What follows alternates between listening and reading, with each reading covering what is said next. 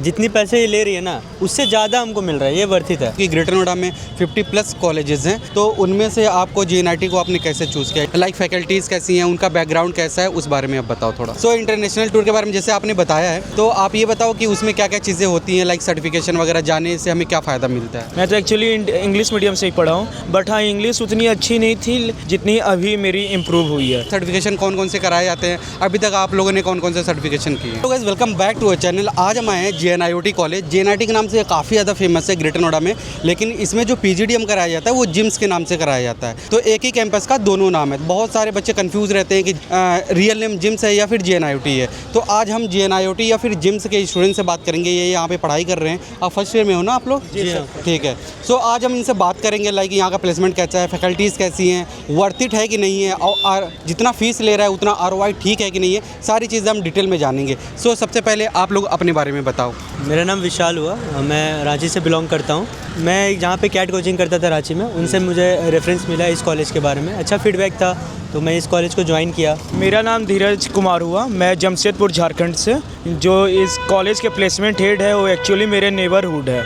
And second from I know this college from institute of master mind where I have studied से CAT MAT JET. So सबसे पहले हमारा यही question रहेगा कि कॉलेज के बारे में आपको पता कैसे चला था, क्योंकि ग्रेटर नोएडा में 50+ कॉलेजेस हैं, तो उनमें से आपको JNIT को आपने कैसे चूज़ किया, ये आपको कैसे पसंद आया। जो इसका फ़ीस स्ट्रक्चर है वो है 7,38,000 जो था पिछली बार जब हम लोगों ने एडमिशन कराया था, तो फीस भी मुझे जेन्युइन लगा, प्लस इसके हिसाब से जो एवरेज प्लेसमेंट थी वो भी ठीक थी कि हाँ 7 साढ़े 7 लाख रुपये में प्लेसमेंट हो जाएगा। ये रीज़न था मोस्टली। अब मोस्ट प्रोबेबली मैंने स्पेशली एक बार पहली बार दिल्ली आया, मैंने देखा, पहले विजिट किया सारे कॉलेजेस से मुझे ये लगा कि हाँ ये कॉलेज थोड़ा सा मेरे रिच का है। मेरे कज़न के थ्रू हमें पता चला कि ये कॉलेज के बारे में, JMS के बारे में, कि JMS एक कॉलेज है ग्रेटर नोएडा में जो कि सबसे अच्छे कॉलेज है। एंड सेकंड ROI जो इसकी है, इसके फीस स्ट्रक्चर से ज़्यादा मिलती है ROI। सो एडमिशन के टाइम पे जब भी स्टूडेंट PGDM या फिर MBA के लिए देखता है तो बहुत ज़्यादा कंफ्यूज रहता है कि लाइक MBA करे या फिर PGDM करे। तो आप लोग जब एडमिशन के लिए सोच रहे थे तो उस टाइम पे आप लोगों का क्या कन्फ्यूज़न था? मेरा तो क्लियर था कि MBA से बहुत ही ज़्यादा बेटर होता है PGDM, क्योंकि MBA तो आपको थियोरेटिकल नॉलेज देता है, अब PGDM नाम में ही प्रैक्टिकल है, तो प्रैक्टिकल नॉलेज वो देता है और आपको एज अ कॉर्पोरेट रेडी बनाता है कि आप कॉर्पोरेट में जाने के बाद जो आपको काम करना है वहाँ पे वो यहाँ पे पहले से ही वो दिखाया जाता है, सिखाया जाता है, आपको उस हिसाब से कॉन्फिडेंस बिल्डअप किया जाता है, प्रेजेंटेशन स्किल्स दिखाया जाता है, जो आप एज अ कंपनी में जाते ही जाते अपना काम शुरू करता है, आपको किसी भी ट्रेनिंग की ज़रूरत ना पड़े।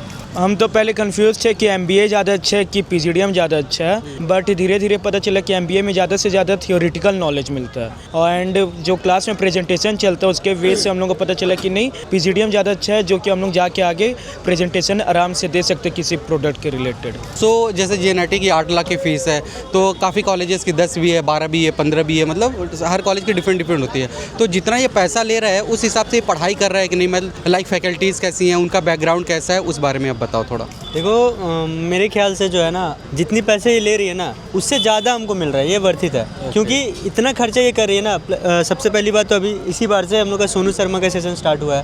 सोनू शर्मा को बुला के उनके साथ पर्सनली मतलब हम लोग इंटरेक्ट कर रहे हैं, वो हमें पर्सनली क्लासेस दे रही हैं, तो ये सब बहुत खर्चा है। फिर और भी दूसरे कॉलेजेस का बात कर लो तो इंटरनेशनल जो आपको टूर के नाम पे जो बुलाया जाता है, हर बच्चों को नहीं दिया जाता है। आपको बोला जाता है कि हाँ आप एडमिशन कराओगे आपको इंटरनेशनल टूर, लेकिन ये टॉप 10 बच्चे या 20 बच्चे 25 बच्चे को ही इंटरनेशनल टूर पे किया जाता है। हाँ, यहाँ पे क्या है ना कि अगर 450 बच्चे इस बार आए ना तो 450 में 450 बच्चों को ये इंटरनेशनल टूर पे ले जाया जाएगा।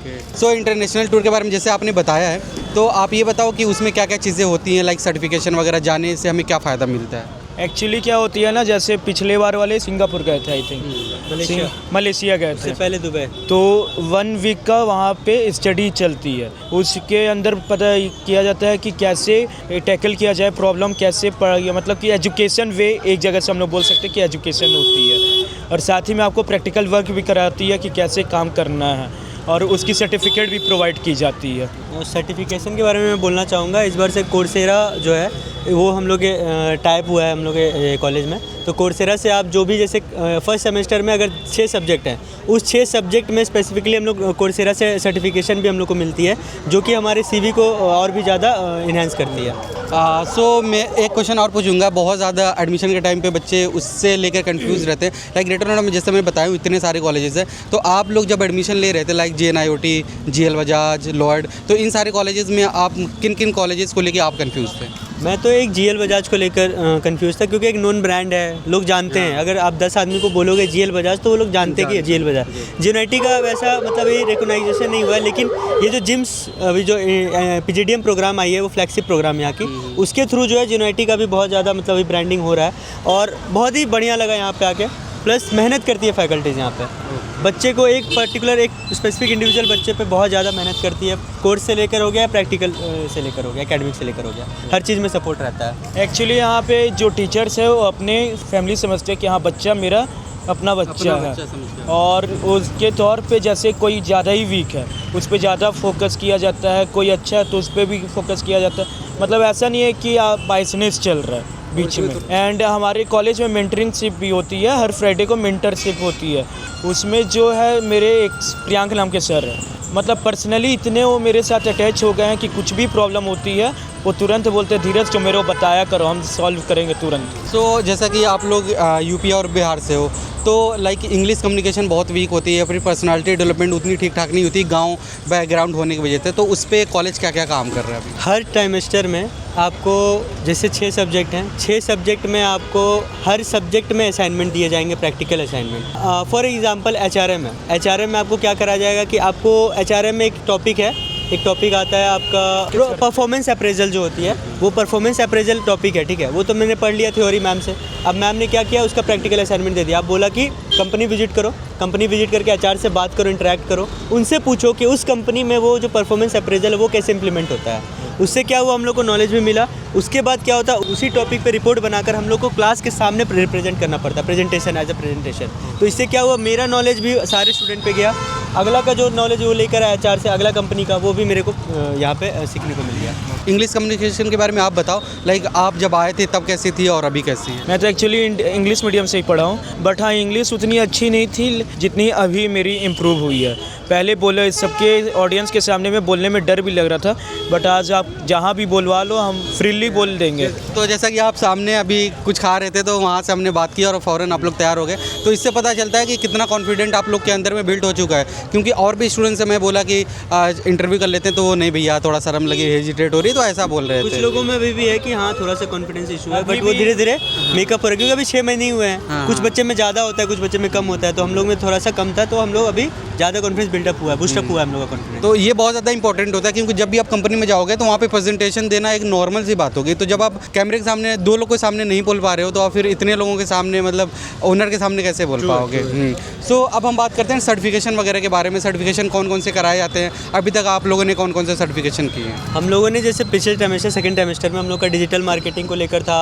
मार्केटिंग मैनेजमेंट को लेकर था, और HRM को लेकर था, ह्यूमन रिसोर्स मैनेजमेंट, फिर कॉर्पोरेट फाइनेंस को लेकर था, एक्सेल को था, एडवांस एक्सेल थी। तो वो सारे सर्टिफिकेशन भी हम लोग के पास अभी प्रेजेंट है। वो तो थ्योरी में हमने नॉलेज भी ली, प्लस कोर्सेरा जैसे कंपनी से हम लोगों ने जो है सीखा सारी चीज़ें, और सर्टिफिकेशन भी प्रोवाइड हुआ, जो हम लोग लिंक्डइन पे भी डालते हैं। उससे क्या होता है, हम लोग की लिंक्डइन की रीच बढ़ती है, प्रोफाइल अपडेट होता है, और जॉब मिलने के चांसेस भी होते हैं आउटर में। प्लेसमेंट तो दूर की बात है, प्लेसमेंट तो होना ही होना है, 100% गारंटी है।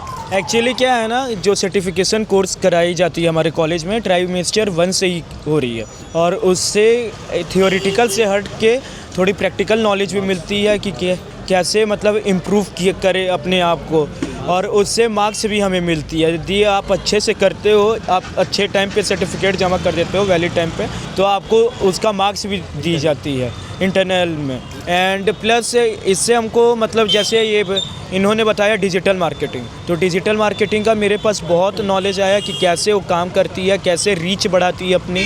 ऑर्गेनाइजेशनल स्ट्रक्चर के बारे में भी पढ़ाया गया कि हाई अथॉरिटी से लो अथॉरिटी, लो अथॉरिटी से हाई अथॉरिटी कैसे काम करते, कैसे कोऑर्डिनेट करती है। तो जैसे कि आपने अपनी बात में बताया अभी कि 100% प्लेसमेंट, तो यहाँ पे एक गारंटी लेटर भी लिख के देते हैं जिसको एश्योरेंस लेटर बोलते हैं, तो उसके बारे में थोड़ा बताओ क्या सच्चाई है उसकी? सच्चाई बिल्कुल सही है। अब देखो, अब 150 बच्चे आ रहे हैं, ठीक है, 150 बच्चे में 150 के 150 बच्चे कैपेबल नहीं होते हैं, ठीक है। बट उन पे ये क्या रहता है एश्योरेंस कि हाँ 100% प्लेसमेंट होगी।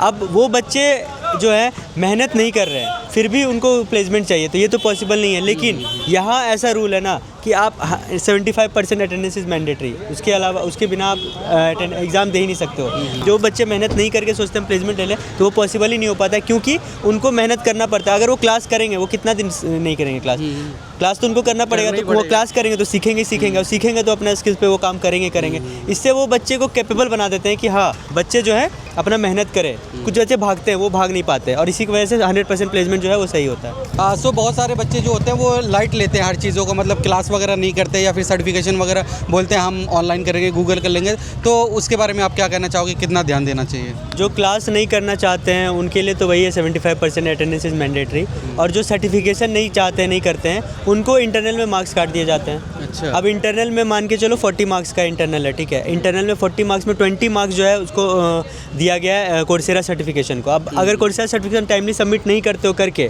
विदिन 3 मंथ्स, तो आपका जो है इंटरनल में 20 मार्क्स गया। उस मार्क्स के डर से भी जो है बच्चे लोग हर एक बच्चे करते हैं। तो ये सही है, ताकि वो लिंक कर दिए मार्क्स से, तो कोई मार्क्स के चक्कर में लोग करेंगे ही करेंगे।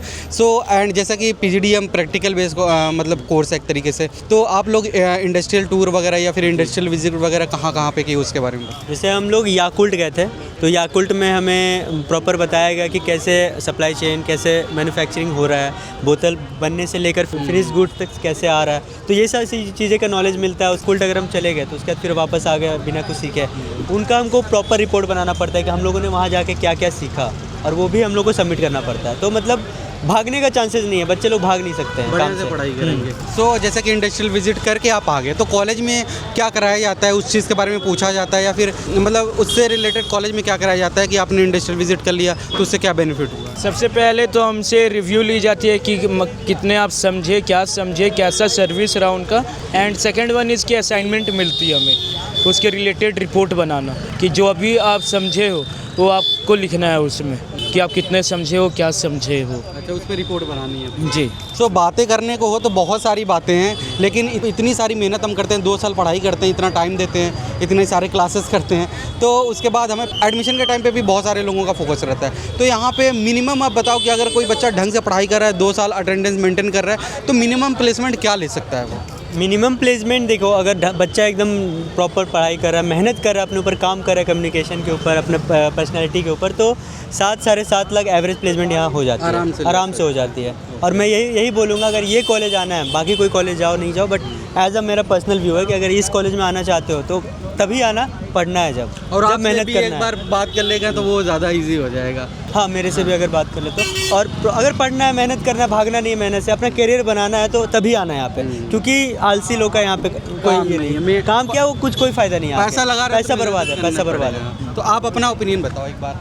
हम यही बोलना चाहते हैं कि यदि आपको सही ढंग से पढ़ना है या लाइफ में ग्रोथ करना है, तब इस कॉलेज का आप शक्ल देखना, या आप GL बजाज जा सकते हो, GN ग्रुप जा सकते हो, वहाँ पे पैसे ज़्यादा लगते हैं। इस कॉलेज के अकॉर्डिंग पैसे ज़्यादा लगते हैं, बट आपको प्लेसमेंट सही नहीं मिलती है। आप ILM जयपुरिया भी देख रहे हैं, वहाँ की फ़ीस स्ट्रक्चर 16 लाख है, बट आपका एवरेज प्लेसमेंट जो है 7 to 8 लाख तक है, आपकी जस्ट छाप हो जा रही है। बट ये अपने से ज़्यादा देना चाहते, मतलब कि बच्चा को कर देते कि ज़्यादा पैसा मिले। और अभी हमारे कॉलेज में फेस्ट हो रहा है, 15-20 दिन से हम लोग लगातार इसमें लगे हुए हैं, और इतने अपने ऊपर काम कर चुके हैं कि यदि रेंडमली कोई बंदा जा रहा है तो उसको कैसे अट्रैक्ट, मतलब कि बात करना है, कैसे कैच करना है, बात करके अपने तरफ कैसे अटेंशन बढ़ाना है। सो अब हम लास्ट क्वेश्चन पे आएंगे, जो हमारा सबसे इंपॉर्टेंट होता है। लाइक कोई भी फ्रेशर एडमिशन लेने आता है तो बहुत ज़्यादा कंफ्यूज रहता है, तो उनको क्या आप एडवाइस देना चाहोगे कि वो किन किन चीज़ों का ध्यान रख के एडमिशन ले, ताकि वो कंफ्यूज भी ना हो और अच्छे कॉलेज में एडमिशन भी ले लें? सबसे पहले तो आप ये देखो कि कोर्स करिकुलम क्या है। करिकुलम ऐसा है कि आप उस करिकुलम से आप सीख कर आप उसको इम्प्लीमेंट कर सकते हो एज ए कॉर्पोरेट वर्ल्ड में जा रहे हो। तो दूसरी बात ये है कि फ़ीस, तो ROI तो देखो सबसे मोस्ट इंपॉर्टेंट है ROI। अगर 7 लाख फीस ले रही है तो 7 लाख की ROI मतलब मिल रही है, सालाना पैकेज मिल रहा है। हाँ, वही सब देखो, ये छोटा मोटा फैक्टर है बस, और बाकी तो आपको ऊपर है आप कितना अच्छे से पढ़ाई कर रहे हो, नहीं कर रहे हो। हम यही चीज़ बोलना चाहते हैं कि जब इस कॉलेज में आना चाहोगे तो आप एक एक चीज़ बारीकी से देखो। वीडियो इस कॉलेज के रिलेटेड भी बन के यूट्यूब पे जाती है। आपको क्या जानना है, क्या है इसकी फ़ीस से स्ट्रक्चर सही है कि नहीं है, प्लेसमेंट सही है कि नहीं है, वो हर चीज़ आप देखो। सो ये रही सारी चीज़ें। बाकी अगर आपको कुछ भी पूछना होगा तो हमने अपने नंबर दे रखा है स्क्रीन पे, एंड इनसे भी बात करनी होगी। मैं इनका लिंक्डइन का जो लिंक है वो डिस्क्रिप्शन में दे दूंगा, तो इनसे भी जाके बात कर लेना और फॉलो भी कर लेना। सो अगर इसका कैंपस टूर भी आप देखना चाहते हो तो इसका कैंपस टूर का भी लिंक मैं डिस्क्रिप्शन में दे दूंगा। बाकी वीडियो को देखते रहिए, मिलते हैं किसी और वीडियो में।